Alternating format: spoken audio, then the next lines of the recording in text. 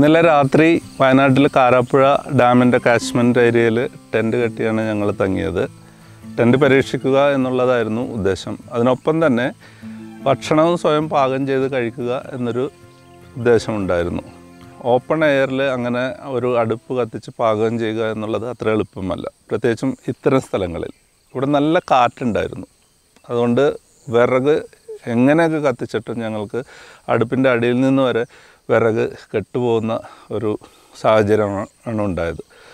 അതുകൊണ്ട് ഒരു ചായ പോലും തിളപ്പിക്കാൻ പറ്റിയില്ല, ഭക്ഷണം പാകം ചെയ്യാൻ പറ്റിയില്ല. കയ്യിലുണ്ടായിരുന്ന ബ്രെഡ് കഴിച്ചിട്ടാണ് ഞങ്ങൾ ഇന്നലെ കിടന്നുറങ്ങിയത്.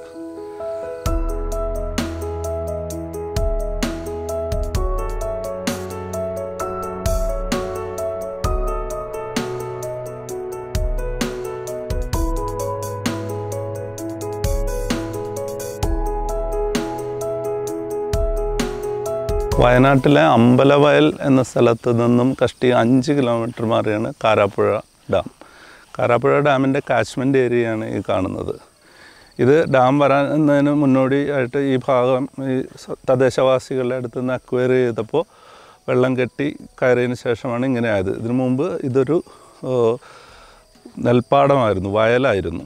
അതിലേക്ക് വെള്ളം കെട്ടി കിടക്കുന്നതാണിത്. പിന്നീട് വെള്ളം നിറഞ്ഞപ്പോൾ അതിനകത്ത് ആമ്പലും താമരയും എല്ലാം ധാരാളം വളരാൻ തുടങ്ങി. ആയിരക്കണക്കിന് ആമ്പലും താമരയും ആമ്പലിൻ്റെ തൈകളും എല്ലാം കാണാം ഇതിനകത്ത്. വളരെ മനോഹരമായിട്ടുള്ളൊരു കാഴ്ചയാണ്, പ്രത്യേകിച്ചും രാവിലെ നോക്കിക്കഴിഞ്ഞാൽ. ഇതിനപ്പുറത്ത് ഈ കുട്ടികൾ, ഈ പ്രദേശത്തുള്ള ആൾക്കാരൊക്കെ ഇവിടെ ഓടി നടന്ന് കളിക്കുകയും അപ്പുറത്തേക്ക് പോവുകയും ഒക്കെ ചെയ്തിരുന്നു. അപ്പോൾ ഈ മലയുടെ അപ്പുറത്ത് ഇതിനേക്കാൾ മനോഹരമായ ദൃശ്യമാണെന്നാണ് പറയുന്നത്. മലയുടെ അപ്പുറവും വെള്ളം തന്നെയാണ്. ഇത് വെള്ളം ഇങ്ങനെ ചുറ്റിക്കിടക്കുകയാണ് അതിന്. അപ്പോൾ പിന്നീട് എപ്പോഴെങ്കിലും, പ്രത്യേകിച്ച് എനിക്ക് തോന്നുന്നു ഗ്രേറ്റ് ഇന്ത്യൻ എക്സ്പെഡീഷൻ്റെ സമയത്ത് ഇവിടെ വരുമ്പോൾ നമ്മൾ ആ മലയുടെ അപ്പുറത്തേക്ക് പോയിട്ട് അവിടുത്തെ ദൃശ്യങ്ങൾ പകർത്താൻ ശ്രമിക്കുന്നതായിരിക്കും.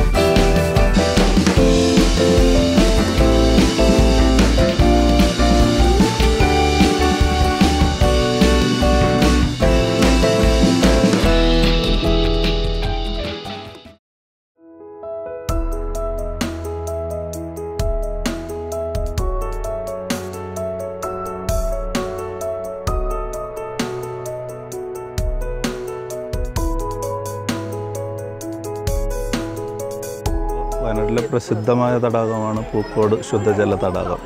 ഇത് നാച്ചുറലായിട്ടുള്ളൊരു തടാകമാണ്. ഇവിടെ എത്തിയപ്പോൾ എന്നാൽ പൂക്കോട്ടിലേക്ക് ഒന്ന് കയറിയിട്ട് തന്നെ ബാക്കി കാര്യമെന്ന് വെച്ചു. അങ്ങനെ ലേക്കിലേക്ക് വന്നിരിക്കുകയാണ്. ഞങ്ങളിനൊരു ബോട്ട് റൈഡ് ചെയ്തിട്ട് പോകാനുള്ള പരിപാടിയാണ്. ബോട്ടിലേക്ക് കടക്കാം നമുക്ക്.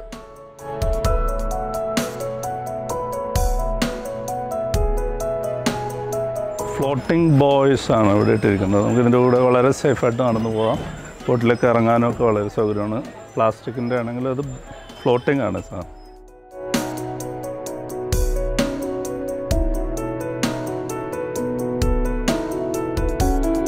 ബോട്ടിംഗ് ആയതുകൊണ്ട് തന്നെ ലൈഫ് ജാക്കറ്റ് പോലുള്ള സേഫ്റ്റി സാധനങ്ങൾ മസ്റ്റാണ് ഇവിടെ. പക്ഷേ ലൈഫ് ജാക്കറ്റുകൾക്ക് ചില പ്രശ്നങ്ങളുണ്ട് ഇവിടെ. ബക്കിൾ ചെയ്യാനോ ഹുക്ക് ചെയ്യാനുള്ളതൊന്നുമില്ല, ഒരു താൽക്കാലിക. എന്നാലും കുഴപ്പമില്ല, ഇത് അത്ര വലിയ ഓളവും പ്രശ്നങ്ങളൊന്നുള്ള സ്ഥലമല്ലല്ലോ. ഇപ്പോൾ ലൈഫ് ജാക്കറ്റ് ബോട്ടും വലിയ കുഴപ്പമില്ല. പിടിച്ച് അങ്ങനെ എന്തെങ്കിലും അപകടം ഉണ്ടായാലും തൽക്കാലം പിടികിട്ടാൻ ഇത് ധാരാളമാണെന്ന് കരുതാം. നല്ല ഇതൊരെണ്ണം ഹുക്ക് ചെയ്യാൻ നോക്കാം.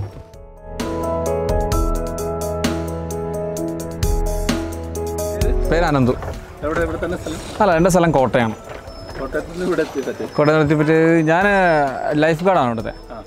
അപ്പോൾ അത് ഗവൺമെൻറ് പ്രോജക്റ്റാണത്. അത് DTPC, അതായത് KTDCയുടെ ഈ കേരളത്തിൽ അങ്ങോളം ഇങ്ങോളം DTPCകളുണ്ട്. അപ്പോൾ ഈ Kerala tourism direct DTPC, district tourism promotion കൗൺസിലിന് ഓരോരോ ഡെസ്റ്റിനേഷൻസ് കൊടുക്കും. അപ്പോൾ അങ്ങനെ കൊടുത്തിരിക്കുന്ന ഒന്നാണിത്. ഞങ്ങൾ ചിലപ്പോൾ ഞങ്ങൾ ബീച്ചുകളിലാണ് മെയിനായിട്ട് ലൈഫ് ഗാർഡുകൾ ജോലി ചെയ്യുന്നത്. കാരണം ഈ കേരളത്തിൽ നിലവിൽ തടാകത്തിൽ ജോലി ചെയ്യുന്ന 2 ലൈഫ് ഗാർഡുകൾ വയനാട്ടിൽ മാത്രമേ ഉള്ളൂ. ഒരാൾ കർലാ ലേക്കിലും ഒന്ന് ഇവിടെ. സ്വിമ്മിങ് നന്നായിട്ട് അറിയണം. സ്റ്റേറ്റ് ലെവല് നീന്തൽ സർട്ടിഫിക്കറ്റ്, സ്വിമ്മിങ് സർട്ടിഫിക്കറ്റ്, അല്ലെങ്കിൽ ഫിഷർമാൻ ആയിരിക്കണം. അല്ല, അങ്ങനെ അറിഞ്ഞിരിക്കണം. നിലവിൽ ഫിഷറീസ് അംഗീകരിക്കുന്ന മെമ്പർഷിപ്പ് ഉണ്ട്, അത് നേടിയവരായിരിക്കണം. കുടുംബത്തിൽ നിന്നാണെങ്കിൽ നമുക്ക് ജോലി കിട്ടും, പിന്നെ നീന്തൽ പഠിച്ചാൽ മതി. അങ്ങനെയില്ല. നീന്തൽ ഫസ്റ്റ് ഫിസിക്കലാണ്. ഫിസിക്കൽ കടലിൽ നീന്തണം. നമ്മൾ കോവളം ബീച്ചിൽ 1200 മീറ്റർ നീന്തി കാണിക്കണം നമ്മൾ. അതായത് 600 മീറ്റർ വൺ സൈഡ് ഫ്രീ ആയിട്ട് നീന്തി പോവാം. പിന്നെ തിരിച്ച് നീന്തുമ്പോൾ വെയിറ്റ് ഉണ്ട്, 10 കിലോത്തിൻ്റെ വെയിറ്റ് ഉണ്ട്. ആ വെയിറ്റ് നമ്മളെ കെട്ടിയിടുമല്ല, നമ്മുടെ കയ്യിൽ തരും. ഒറ്റ കൈക്ക് നീന്തിക്കണം തിരിച്ച്. അതാണ് ഫിസിക്കലി. ഡൈവിങ് ബാക്കി ട്രെയിനിങ് എല്ലാം പഠിപ്പിക്കും. ഡൈവിങ്, സ്കൂബ പഠിക്കും. പിന്നെ ഗ്രാജുവേഷൻ 10ാം ക്ലാസ് ക്വാളിഫിക്കേഷനാണ്. 10ാം ക്ലാസ് ക്വാളിഫിക്കേഷൻ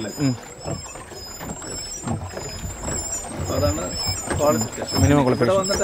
ഇവിടെ ഉണ്ട് ഇപ്പോൾ 1 വർഷമായി. 1 വർഷവും 2 മാസം. ഇവിടെ ഇപ്പോൾ നിലവിൽ സ്റ്റാഫ് കുറവാണ്, അപ്പോൾ അതുകൊണ്ട് പിന്നെ അങ്ങനെ ഇറങ്ങിയതാണ്. സൺഡേ വെച്ച് കഴിഞ്ഞാൽ ഇപ്പോൾ കയാക്കിംഗ് ഒക്കെ വന്നതുകൊണ്ടേ, ഇപ്പോൾ കയാക്കിംഗ് ഇന്ന് ഓപ്പൺ ചെയ്താണ്. കയാക്കിംഗ് ഇന്നലെ ഓപ്പൺ ചെയ്താണ്. കയാക്കിംഗ് ചെയ്തേ. ഇപ്പോൾ ഈ ബോട്ടുകളൊക്കെ പുതിയത് വന്നതാണ്. പഴയ ബോട്ടുകളൊക്കെ മാറ്റിയിട്ട് പുതിയ ബോട്ടുകളൊക്കെ കൊണ്ടുവന്നാണ്. ചവിട്ടാൻ വളരെ സ്മൂത്താണ്, ഒരു പ്രോബ്ലം ഇല്ല. നന്നായിട്ട് ചവിട്ടി പോകാം. സേഫ്റ്റിയും കൂടുതലാണ്. ഇല്ല, അങ്ങനെയില്ല. പക്ഷേ ഇത് നമ്മൾ കയറുമ്പോൾ പറഞ്ഞു കൊടുക്കുമല്ലോ കൃത്യമായിട്ട്. അത്യാവശ്യം പറയുന്നത് എങ്ങനെ തുഴയേണ്ടത്, എങ്ങനെ എവിടെയൊക്കെ പോകരുത്, എവിടെയൊക്കെ പോകണം, പിന്നെ എങ്ങനെ തുഴയേണ്ടതെന്നൊക്കെ കൃത്യം പറഞ്ഞു കൊടുക്കും. പിന്നെ ഈ ലൈഫ് ജാക്കറ്റ് ഇട്ട് കൃത്യം സേഫ്റ്റിയിൽ നമ്മുടെ ഈ ബോട്ടിങ്ങിൻ്റെ ലൈഫ് ജാക്കറ്റും അല്ല, കയാക്കിങ് ലൈഫ് ജാക്കറ്റ്. അത് ഫസ്റ്റ് ഒരു സിബുണ്ട്, കുറേ ക്ലിപ്പുണ്ട്. ഒരു കാരണവശാലും അത് പൊട്ടില്ല. അത് അത്രയല്ല, ഭയങ്കര സേഫ്റ്റിയിലാണ് കയാക്കിങ് വിടുന്നത് അവിടെ. പക്ഷേ ബോട്ടിനേക്കാളും സേഫ്റ്റി വേണം കയാക്കിങ്ങിന്.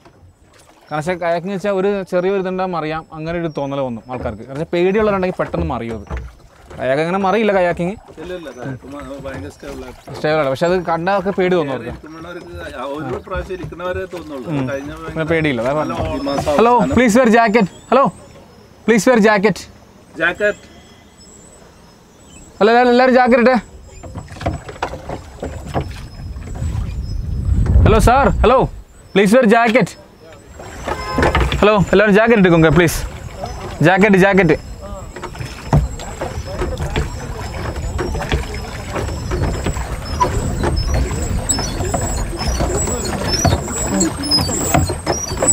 ഇവിടെ ഫെസിലിറ്റീസ് ഉണ്ട് ഇവിടെ. പക്ഷേ ബാത്റൂം ആണെങ്കിൽ തന്നെ നേരത്തെ 2 ബാത്റൂം, ഇപ്പോൾ ഇഷ്ടം പോലെ ഒരു 4-5 ബാത്റൂമായി നല്ല ബാത്റൂം ഒരുപാട് പണിതും. അങ്ങനെ ഇപ്പോൾ പുതിയത് പണിതുകൊണ്ടിരിക്കുവാണ്. പിന്നെ അതുപോലെ തന്നെ ചെയർസ് തന്നെയാണെങ്കിലും കുറേ നല്ല നല്ല ചെയർ വന്നു സൈഡിൽ. പിന്നെ അതുപോലെ ബോട്ടിംഗ് ആണെങ്കിൽ തന്നെ പുത്തൻ ന്യൂ ബോട്ടുകൾ വന്നു. പിന്നെ റോയിങ് ബോട്ട് ഒരുപാട് 8 എണ്ണം ഉണ്ട്. പിന്നെ കയാക്കിങ് വന്നു, സൈക്ലിംഗ് വന്നു ഇവിടെ. അങ്ങനെ ഒരുപാട്. ബോട്ടിങ്ങിന്റെ റേറ്റിനെ പറ്റിയിട്ട് ഈ ബോട്ട് നമ്മൾ രണ്ടാൾക്ക് 500 രൂപ. രണ്ടാളെന്നല്ല, 7 ആണ്. ഒരാൾക്ക് കയറിയാൽ 7 ആൾ കയറിയാൽ 500 രൂപ. ബോട്ടിന്റെ ചാർജാണ് 500 രൂപ. ഞങ്ങൾ സ്റ്റാഫ് പറയുന്ന ബോട്ടായിരിക്കും. 500 രൂപ. പിന്നെ ഉള്ളത് 2 സീറ്റ് എക്സിക്യൂട്ടീവ് ബോട്ടാണ്. അത് ഒരെണ്ണം, അത് 20 മിനിറ്റ് 200 രൂപ. പിന്നെ ഉള്ളത് 4 സീറ്റ് എക്സിക്യൂട്ടീവ് ബോട്ടുണ്ട്. അത് 20 മിനിറ്റ് 4 പേര് 350 രൂപ. പിന്നുള്ള കയാക്കാണ്. കയാക്ക് 230 രൂപ. അത് 20 മിനിറ്റ്. റോയിങ് ബോട്ട് മാത്രം 1/2 മണിക്കൂർ. സൈക്ലിങ് 20 മിനിറ്റ് 50 രൂപ. അപ്പോൾ നമ്മളെല്ലാം പറഞ്ഞ് വില്ലിങ്ങാട്ടാണ്. പിന്നെ മാത്രമല്ല, ഇവിടുന്ന് പൂക്കൾ പറിക്കാൻ പാടില്ല. പൂക്കൾ വാട്ടർ ലില്ലീസ് ഒക്കെ ഉണ്ടല്ലേ, അത് പറിക്കാൻ പാടില്ല. പറിച്ചു കഴിഞ്ഞാൽ അതിന് 50 രൂപ. ഒരു പറിക്കുന്ന ഓരോ പൂവിന് 50 രൂപ ചാർജ്. പിന്നെ ഈ തടാകത്തിലേക്ക് പ്ലാസ്റ്റിക് എറിയുവാണെങ്കിൽ 500 രൂപ ഫൈനാണ്. അത് ഫുള്ള് CCTV ക്യാമറ ഇവിടെ. CCTV ക്യാമറ ഫുള്ളുണ്ട്. ടൂറിസം പോലീസ് ഉണ്ട് ഇവിടെ. ടൂറിസം പോലീസ് വെച്ചാൽ 24 മണിക്കൂറും പോലീസിന് സേവനം ലഭ്യമാണ് ഇവിടെ. അതായത് ലേക്ക് ഓപ്പൺ ആക്കുന്ന സമയം 360 ദിവസം ഇവിടെ ടൂറിസം പോലീസ് ഉണ്ട് അവിടെ. ഓക്കെ. പിന്നെ ബോട്ടുകളിൽ 5 വയസ്സുള്ള കുട്ടികൾ അക്കോമഡേറ്റ് ചെയ്യും, അച്ഛൻ്റെ അമ്മയുടെയും കൂടെ. 2 സീറ്റിൻ്റെ ബോട്ടാണെങ്കിൽ 2 കുട്ടികൾ, 5 വയസ്സുള്ള 2 കുട്ടികളെ. 4 സീറ്റിൻ്റെ ബോട്ടാണെങ്കിൽ അങ്ങനെ 5 വയസ്സുള്ള 2 കുട്ടികളെ അച്ഛൻ്റെ അമ്മയുടെയും കൂടെ കൊടുക്കും. അതിന് കൗണ്ടില്ല. അച്ഛൻ വേറെ ഒന്നുമില്ല, അതിന് സെപ്പറേറ്റ് ടിക്കറ്റും ഇല്ല. ആ കാണുന്നത് ചെമ്പ്രാപ്പിക്കാണത്. അത് ഇപ്പോൾ ട്രക്കിംഗ് ക്ലോസ് ആയിട്ടേക്കാണ്. പക്ഷേ കാട്ടുതീയും പിന്നെ കയറുന്ന ആൾക്കാർ പ്ലാസ്റ്റിക് ഇട്ടോ, ലൈഫ് ഷേപ്പിൽ ലേക്ക് ഉണ്ട് അതിൻ്റെ മേളിലായിട്ട്. അപ്പോൾ അത് ഒരു പ്ലാസ്റ്റിക് എല്ലാം ഇട്ട് കഴിഞ്ഞാൽ പിന്നെ അത് ആരെയും അങ്ങോട്ട് പിന്നെ കയറ്റാണ്ടായി. നമ്മൾ തന്നെയാണ് നമ്മളൊക്കെ ഒരു സ്ഥലത്തേക്ക് നമ്മളെ പുറത്താക്കുന്നത്. അത് ഹാച്ചറിയാണ്. ഫിഷറീസ് അവിടെ മീൻ വളർത്തുന്നുണ്ട് അവിടെ. ഇപ്പോൾ മെയിനായിട്ട് ചെമ്പല്ലിയാണ് വളർത്തുന്നത്. ഇപ്പോൾ ഓരോ വർഷം തോറും ഓരോ മെയിനായിട്ടും കുഞ്ഞുങ്ങളെ ബ്രീഡ് ചെയ്യാൻ വേണ്ടിയാണ് അവിടെ മെയിനായിട്ട് മീൻ വളർത്തുന്നത്. പിന്നെ കുഞ്ഞുങ്ങളെ സെയിൽ ചെയ്യും ഫിഷറീസ്.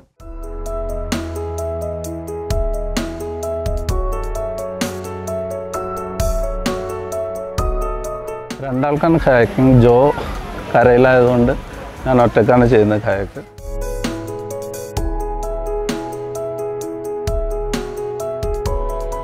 കൊച്ചിയിൽ കയാക്ക് ചെയ്ത് നടന്നത് ഇപ്പോൾ ഗുണം ചെയ്തു.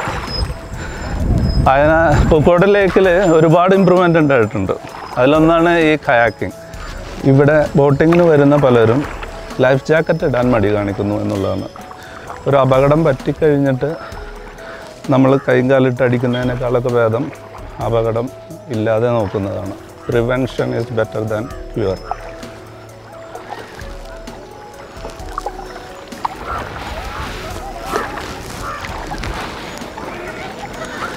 ഇപ്പോൾ ഞങ്ങളുടെ കൂടെ ബോട്ടിലുണ്ടായിരുന്ന അനന്തു ലൈഫ് ഗാർഡാണ്.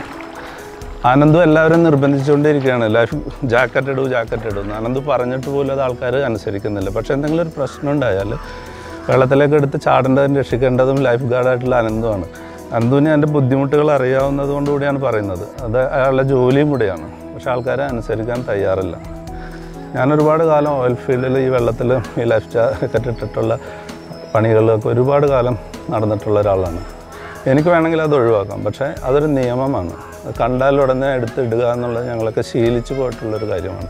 ലൈഫ് ജാക്കറ്റ് ഒരിക്കലും ഒഴിവാക്കരുത്. കുറച്ച് മുമ്പ് ഒരാളോട് ബോട്ടിൽ അനന്ത് നിർബന്ധിച്ചപ്പോൾ അയാൾ പറഞ്ഞൊരു കാര്യം ഈ ലൈഫ് ജാക്കറ്റ് നാറുന്നു എന്നാണ്. സംഗതി ശരിയായിരിക്കാം. ഒരുപാട് പേര് ഉപയോഗിച്ച് പോകുമ്പോൾ നാറുന്നുണ്ടാകാം.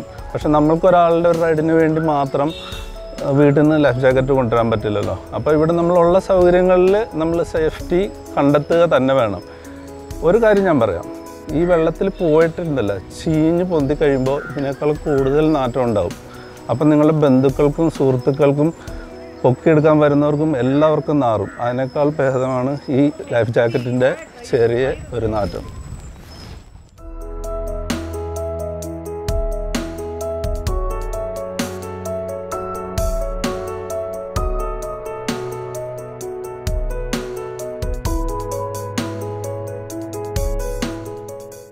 പൂക്കോട് തടാകത്തിന് ചുറ്റും റോഡിലൂടെ പണ്ട് ഞാൻ നടന്ന് പോയിട്ടുണ്ട്. പക്ഷേ ഇപ്പോൾ അത് സൈക്ലിങ്ങിന് പാകപ്പെടുത്തി സൈക്ലിംഗ് എല്ലാം വാടകയ്ക്ക് കൊടുക്കുന്ന രീതിയിലാക്കിയിട്ടുണ്ട്. നടക്കാൻ മടിയുള്ളവർക്ക് സൈക്കിൾ ചവിട്ടി പോവാം. എനിക്ക് സൈക്ലിങ്ങുമായിട്ട് ബന്ധപ്പെട്ട് എനിക്ക് പറയാനുള്ളത്, ഞാൻ സൈക്ലിംഗ് കാര്യമായിട്ട് ലോങ് ഡിസ്റ്റൻസൊക്കെ ചവിട്ടുന്ന ആളാണ്. അപ്പോൾ ഹെൽമെറ്റ് ഇല്ലാതെ സൈക്കിൾ ചവിട്ടുന്നതിനോട് ഞാൻ പ്രോത്സാഹിപ്പിക്കുന്നില്ല. പക്ഷേ ഇത് നമ്മളുടെ ഒരു ചെറുപ്പത്തിലൊക്കെ നമ്മൾ ചവിട്ടിയിരുന്ന പോലെ അന്നാരാണ് ഹെൽമെറ്റ് വെച്ചിട്ട് സൈക്കിൾ ചവിട്ടിയിരുന്നത്. അപ്പോൾ അതുപോലത്തെ ഒരു ചെറിയ സംഭവമായിട്ട് കണ്ടാൽ മതി. മെയിൻ റോഡിലൊന്നും അല്ലല്ലോ നമ്മൾ സൈക്കിൾ ചവിട്ടുന്നത്. അപ്പോൾ അതില്ലെങ്കിലും കുഴപ്പമില്ല, എങ്കിലും ശ്രദ്ധിച്ച് മാത്രം പോവുക എന്നുള്ളൊരു കാര്യമേ പറയാനുള്ളൂ.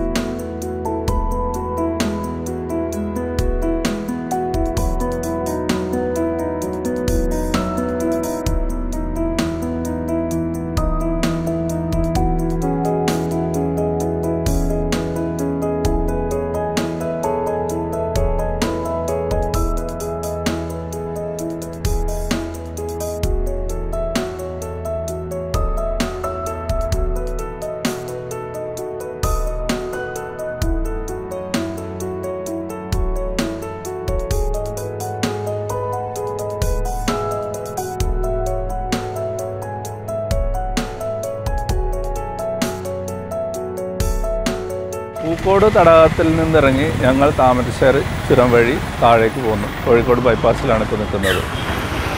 ഗ്രേറ്റ് ഇന്ത്യൻ എക്സ്പെഡീഷൻ പരീക്ഷണ യാത്ര 10ാം ദിവസത്തിലേക്ക് കടന്നിരിക്കുകയാണ്. ഇതിനിടയ്ക്ക് നമ്മളൊരുപാട് പ്രശ്നങ്ങളുണ്ടായി, അതെല്ലാം പരിഹരിക്കപ്പെട്ടു. കുറച്ചുകൂടി പ്രശ്നങ്ങൾ ഉള്ളത് ഇനിയും പരിഹരിച്ച് മുന്നോട്ട് നീങ്ങാനാവും. ചെറിയ ചെറിയ കാര്യങ്ങൾ മാത്രമേ ഇനി ബാക്കിയുള്ളൂ. അപ്പോൾ ഗ്രേറ്റ് ഇന്ത്യൻ എക്സ്പെഡീഷൻ്റെ 10ാം ദിവസത്തോടുകൂടി പരീക്ഷണ യാത്ര സമാപിക്കുകയാണ്. ഇനി നമ്മൾ തെലങ്കാനയിൽ നിന്ന് ഗ്രേറ്റ് ഇന്ത്യൻ എക്സ്പെഡീഷനാണ് തുടങ്ങാൻ പോകുന്നത്. അത് ഈ മാസം അവസാനം അല്ലെങ്കിൽ അടുത്ത മാസം ആദ്യ വാരത്തോടുകൂടി ആരംഭിച്ചിരിക്കും. അപ്പോൾ 10ാം ദിവസം സമാപിക്കുകയാണ്. പരീക്ഷണ യാത്ര ഇതോടുകൂടി അവസാനിക്കുകയാണ്.